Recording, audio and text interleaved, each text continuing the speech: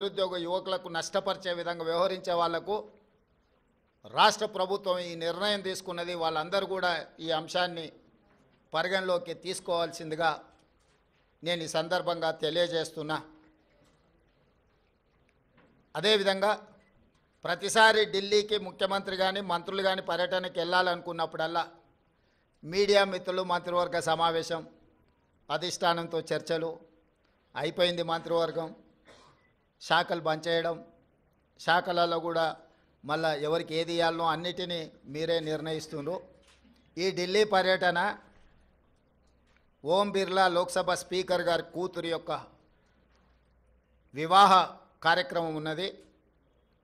గతంలో నేను, ఉత్తమ్ కుమార్ రెడ్డి గారు, కోమటిరెడ్డి వెంకటరెడ్డి గారు పార్లమెంట్లో సభ్యులుగా మేము ఉన్నాం. వారితో మాకు వ్యక్తిగతంగా పరిచయం ఉన్నది. వారు ప్రత్యేకంగా ఆహ్వానించారు కాబట్టి ఓం బిర్లా కూతురు వివాహానికి హాజరు కావాలి అని చెప్పి నేను, ఉత్తమ్ కుమార్ రెడ్డి గారు ఢిల్లీకి వెళ్తున్నాము.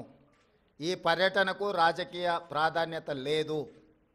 ఈరోజు సాయంత్రం వివాహ కార్యక్రమంలో పాల్గొని రేపు తెలంగాణకు సంబంధించిన లోక్సభ, రాజ్యసభ సభ్యులతో ఒక సమావేశాన్ని ఏర్పాటు చేసి రాష్ట్ర ప్రభుత్వానికి రావాల్సిన నిధులు, ఇవ్వవలసిన అనుమతుల మీద కేంద్ర ప్రభుత్వంలో మంత్రులను, ప్రధానమంత్రితో సహా లోక్సభలో ప్రస్తావించడానికి అవసరమైన విషయాలను వాళ్ళతో చర్చించి వాళ్ళకు కొన్ని సూచనలు చేసి దానికి సంబంధించిన లేఖలు మా పార్లమెంట్ సభ్యులందరికీ కూడా ఇచ్చి పార్లమెంట్లో ప్రస్తావించడానికి అవసరమైన సమాచారాన్ని వాళ్ళకి ఇవ్వడం ద్వారా తెలంగాణ రాష్ట్ర ప్రజల యొక్క ప్రయోజనాలను, రాష్ట్రానికి రావాల్సిన నిధులను, అనుమతులను రాబట్టుకోవడానికి ఒక కార్యాచరణ రేపు నిర్ణయించుకుంటాము.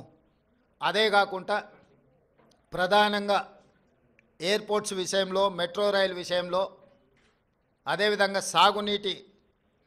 నీటి కేటాయింపుల విషయంలో ఇట్లా ప్రధానమైన అంశాలు కేంద్ర ప్రభుత్వం దగ్గర దీర్ఘకాలికంగా వాయిదా పడుతూ వస్తున్నాయి. రేపు ఎవరైనా మంత్రులు అందుబాటులో ఉంటే అది డిఫెన్స్ కావచ్చు, అర్బన్ డెవలప్మెంట్ కావచ్చు, జలశక్తి కావచ్చు, ఎయిర్పోర్ట్ అథారిటీ రిలేటెడ్ ఇష్యూస్ కావచ్చు, మంత్రులు ఎవరైనా ఉంటే రేపు అపాయింట్మెంట్స్ ఒకవేళ దొరికితే అందుబాటులో ఉన్న ఎంపీలు, అందుబాటులో ఉన్న మంత్రులము ఆయా కేంద్ర మంత్రులను కలిసి రాష్ట్రానికి రావాల్సిన నిధులను, అనుమతులను రాబట్టుకోవడానికి ప్రయత్నం చేస్తాము. ఈ ఢిల్లీ పర్యటన ఇంతే. కొంతమంది హరాజ్ పాట పాడినట్టు 26సారి, 27సారి, 28సారి అని ఇట్లా హరాజ్ పాటలు పాడుతారు. వాళ్ళలాగా పైరవీల కోసమో, కాళ్ళు పట్టుకోవడానికో, కేసులను ఎత్తేయించుకోవడానికో, మోడీ ముందు మొక్కలిల్లడానికో ఢిల్లీకి వెళ్ళడం లేదు.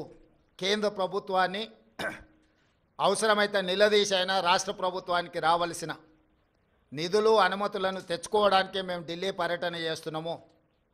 ఎవరి కాల్లో పట్టుకోవడానికో, కేసుల నుంచి తప్పించుకోవడానికో, గవర్నర్ నుంచి అనుమతి ఇవ్వకుండా